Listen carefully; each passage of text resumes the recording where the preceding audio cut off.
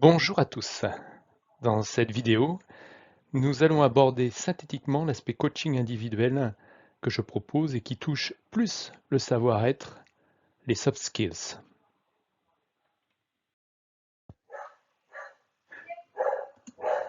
Nous ne pouvons vivre seuls.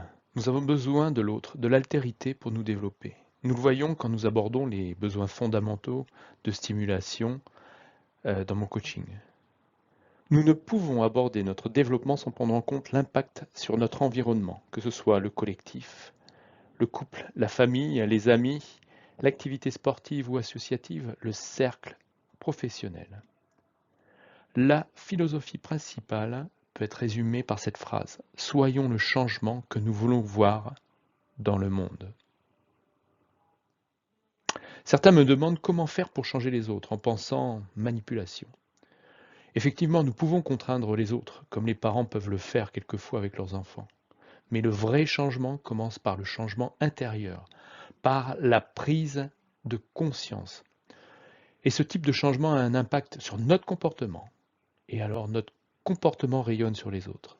Et ce comportement peut faire réfléchir dans nos interrelations quotidiennes et apporter par rebond certaines prises de conscience. La transparence est promue par le monde de l'agilité. D'ailleurs, notre comportement, notre non-verbal ne peut cacher longtemps nos pensées. Elle nous demande, en tant que membres de l'humanité, en tant qu'être humain, de reconnaître nos vulnérabilités, mais aussi nos talents, qui sont uniques. De reconnaître notre droit à l'erreur étant d'ailleurs la source principale d'apprentissage. Pour moi, la transparence demande de réduire les zones de flou, de passer le plus possible de l'informel vers le formel, de l'inconscient vers le conscient. Le coaching proposé s'appuie sur l'écoute, afin de vous donner des clés, des exercices pour mieux vous connaître et trouver vos propres solutions. D'ailleurs, une coachée m'a dit un jour en retour: je pensais que tu allais me dire qui je suis alors que tu m'as fait découvrir qui je suis. Effectivement, vous êtes le ou la mieux placé pour vous connaître, pour savoir qui vous êtes. Alors, qu'est-ce qui est important? Dans un premier temps, savoir ce que j'aime. Dans un deuxième temps, savoir ce dont le monde a besoin. Troisième, savoir ce pourquoi je peux être rémunéré. Quatrièmement, savoir ce sur quoi je suis bon. Et tout ça, quand on allie le 4 à le 3, ça fait souvent notre profession. Quand j'allie le 1 et le 4, c'est ma passion. Pas trop rémunéré quelquefois. Ou pas me rémunérer du tout. Entre le 2 et le 3, on parlera de mission.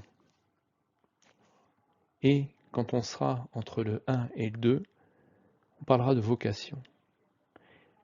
Mais chez nos amis japonais, ils ont mis tout ça avec cet équilibre fin à trouver qui s'appelle l'ikigai. Alors, comme coach, point important, je garantis la confidentialité de nos échanges comme le fait un thérapeute. Et tout ce que je vous partage, je l'ai expérimenté.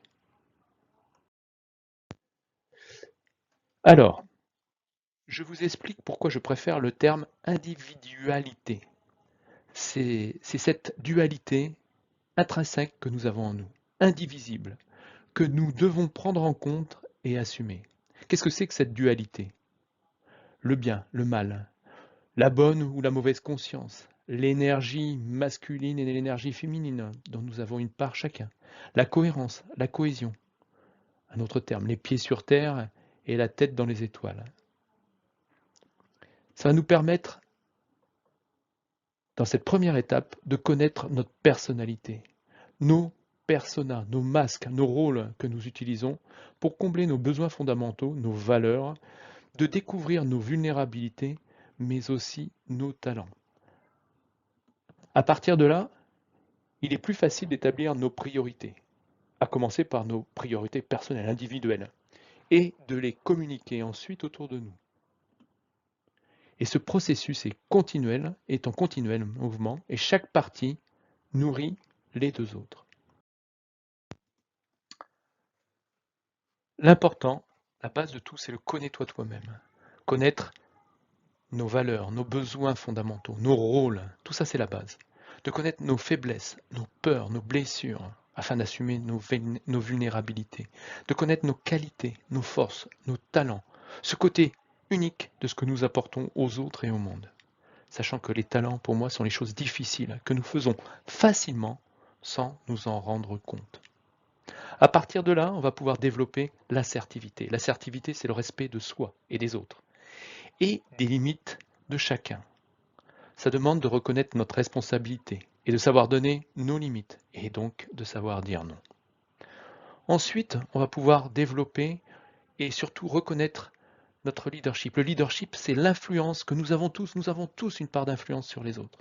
Et quel est le type d'influence qu'on va pouvoir découvrir en apprenant à mieux se connaître? À partir de là, on va pouvoir mieux communiquer, connaître les différents composants pour arriver, pour moi, à la cerise sur le gâteau, le feedback de qualité, afin de pouvoir découvrir l'autre, d'échanger sur nos vulnérabilités, nos qualités, nos talents, et ainsi réduire les zones de flou entre nous. La dernière étape, c'est la créativité. C'est de savoir mobiliser notre conscience afin de se mettre dans cette situation particulière et en acceptant de ne pas avoir obligatoirement de résultats immédiats.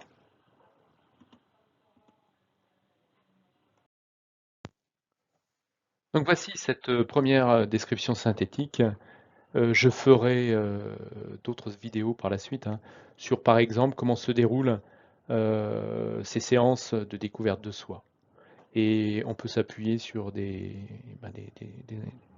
séances seules, mais également des séances d'équipe qui permettent dans certains cas, pas pour tous les sujets, mais pour certains cas, de mieux connaître soi-même et les autres. Merci de votre écoute.